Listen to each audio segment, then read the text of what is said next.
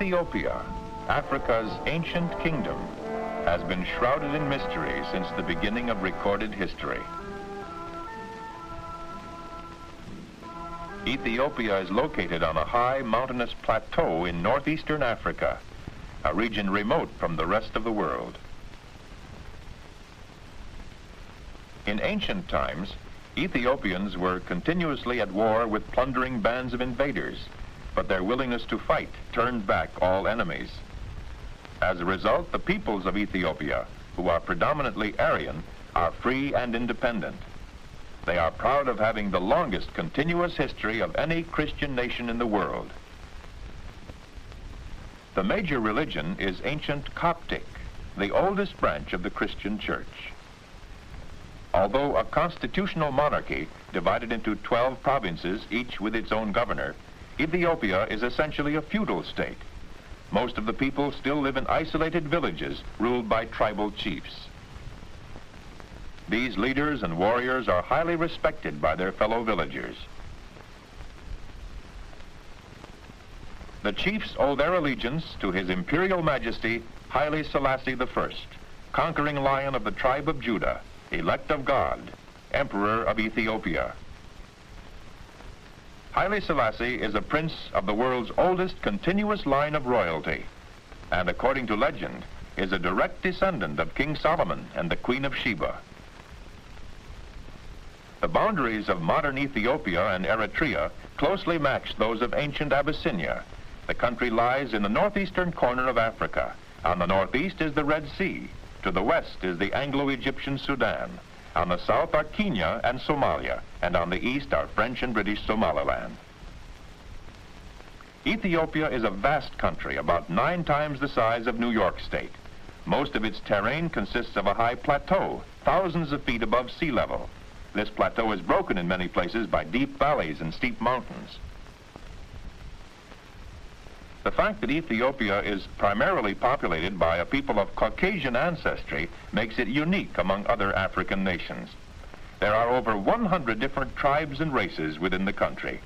Although dark in complexion, most of the people are Caucasian and are descended from the ancient Hamites and Semites. Although Amharic is the official language, many dialects are spoken. The lack of a universal language is one reason for Ethiopia's slow development. The Amharas are Christians, members of the ancient Coptic Church. They live in Addis Ababa and other parts of the Central Plateau. Although the Amharas are a minority of the total population, they form the dominant ruling class. Another important group are the Galas, who occupy the southern provinces. These people are mostly Muslims and live in the rural areas. There are also many primitive tribes living in the more remote areas of Ethiopia. The Danakils are an example. These nomads live a harsh life, roaming from place to place in the semi-desert sections.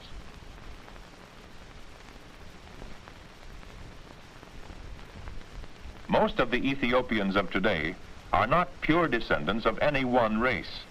The facial features of both women and men are likely to reflect a varied combination of Caucasian, Negroid, Arabian, and Hebrew characteristics.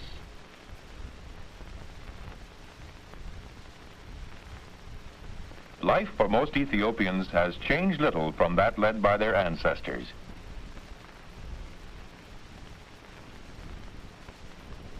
Most of the people still live in small villages with no direct contact with the outside world.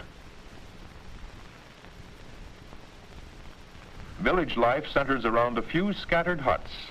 Large families live together in these small, primitive shelters.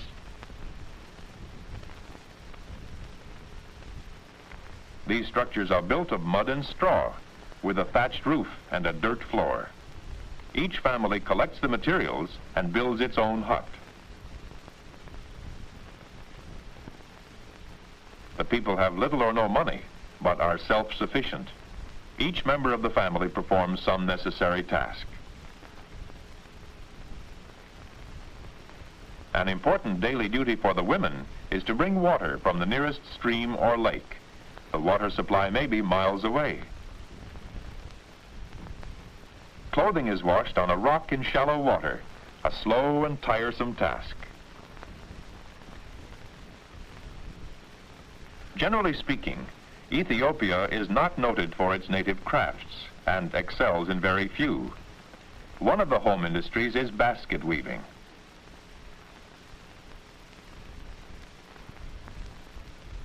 Another craft taught in the mission schools is embroidery and fine needlework.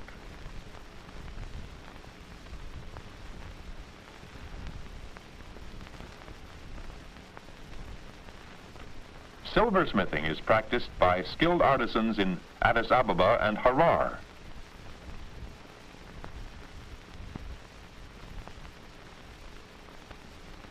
This ancient art is not taught in any school, but is a family heritage passed from father to son.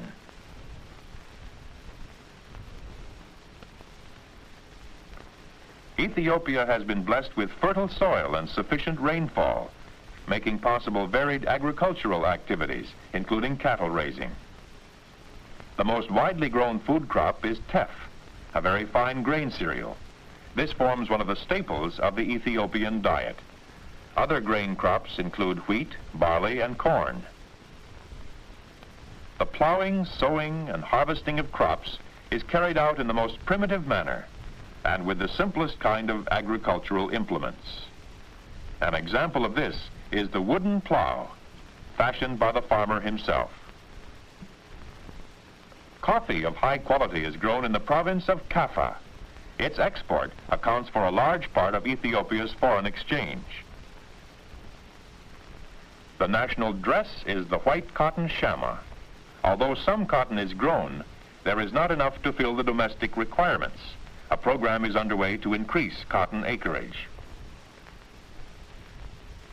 A great variety of fruits and vegetables is grown and can be bought at all city and village markets throughout the year.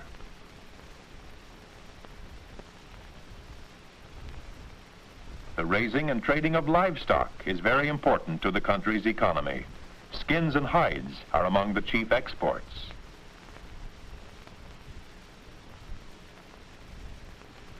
One of the greatest obstacles to Ethiopian progress is the lack of an adequate transportation system. Before the Italian occupation of 1935, the country had only a few hundred miles of dirt roads, paths, and camel trails. The Italians built about 5,000 miles of new roads, including some well-engineered and paved highways.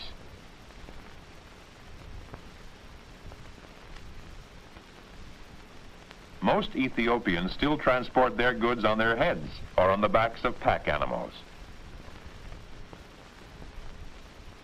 Motor vehicles are increasing in Addis Ababa, Asmara, and other larger towns, but it will be many years before motor cars become a common sight. Lions are still found in some parts of the country. There are many hyenas throughout Ethiopia. Baboons are widely distributed and are in great numbers. In the lagoon-like reaches of the Blue Nile, there are large herds of hippopotami. The forests that line the river Juba along the Sudan frontier are a favorite haunt of the mighty elephant. Ethiopia has never had organized big game hunting. The government is keenly interested in protecting the wild creatures, and this vast country may prove to be one of the last sanctuaries for African wildlife. Although some Ethiopians have discarded traditional garments and adopted modern implements, they still reflect the primitive culture which exerts a profound influence on their behavior. Addis Ababa, the capital and chief city, is located on the central plateau at an altitude of over 8,000 feet. Western ideas and products first appear in Addis Ababa. In the business district, Western architecture predominates, but the streets are congested with people, burros, and carts.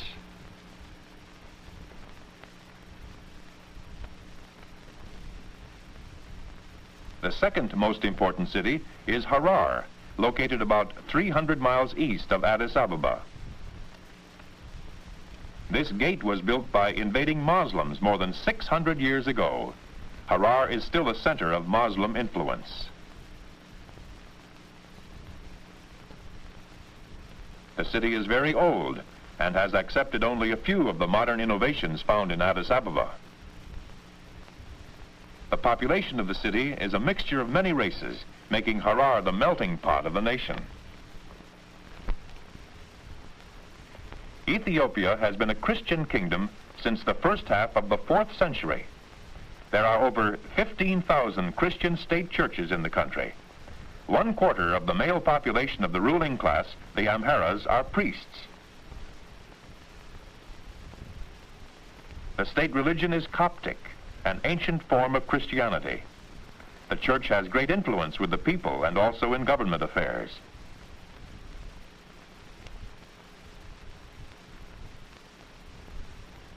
Public events, such as this celebration on the anniversary of Haile Selassie's return from exile, are usually of a religious nature.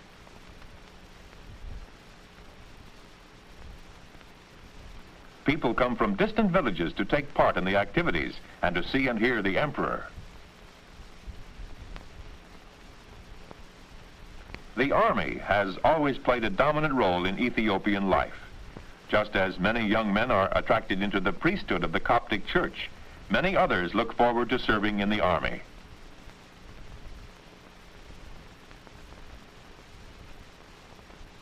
This ancient kingdom was an unconquered nation until the Italian invasion in October 1935. Brave as the people were, they could not match the huge modern war machine of Mussolini. Many improvements were introduced by the Italians during their occupation. Well-engineered paved highways soon were built over the mountains in Eritrea from Massawa to Asmara. In addition to roads and bridges, the Italians contributed many other improvements toward the development of Eritrea, now a federated province of Ethiopia. Eritrea borders the Red Sea, and the major seaport is Massawa, one of the hottest places on earth. It's a busy harbor, shipping hides, skins, salt, coffee, tobacco, and cotton to world markets. The chief city is Asmara, located on a high plateau.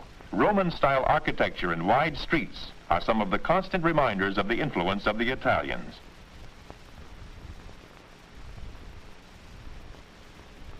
Life within the palace of Haile Selassie is in sharp contrast to the simple, humble existence of most Ethiopians. Here one finds splendor comparable to that enjoyed by the kings of the Arabian Nights. The emperor holds many official events in his beautiful gardens. Guests often are entertained at formal dinners served on a banquet table resplendent with fine linen, china, gold, and silver. The dinnerware is of finest china, decorated with pure gold. The silver service is a priceless collection of heirlooms and gifts from other princes and heads of states. Although Haile Selassie shares his authority with a council of ministers, in reality, the 20 million people of Ethiopia are still ruled by their benevolent emperor. Haile Selassie is a proud and gentle father, interested in his children and grandchildren. Most of his leisure time is spent with them. The emperor not only has a great love for people, but also a deep concern for all living things. His pets and the animals in his private zoo give him much pleasure. One of the prime concerns of government is the education of the people. An extensive school development program is now underway. Whenever possible, the emperor attends public school events, such as this sports competition.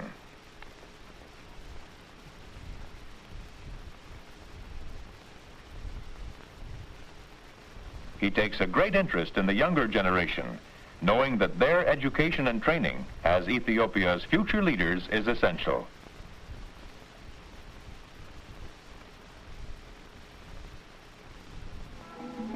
Haile Selassie established the Ethiopian Airways as one answer to the country's transportation problems.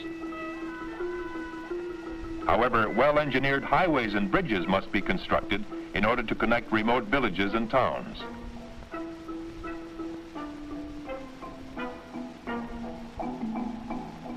This new bridge, spanning the Blue Nile, is being opened with much ceremony. The Empress usually attends all large ceremonies with her husband. Under the guidance of Haile Selassie, the 225th ruler of this ancient kingdom, Ethiopia is gradually emerging from its isolated and mysterious past into the modern world.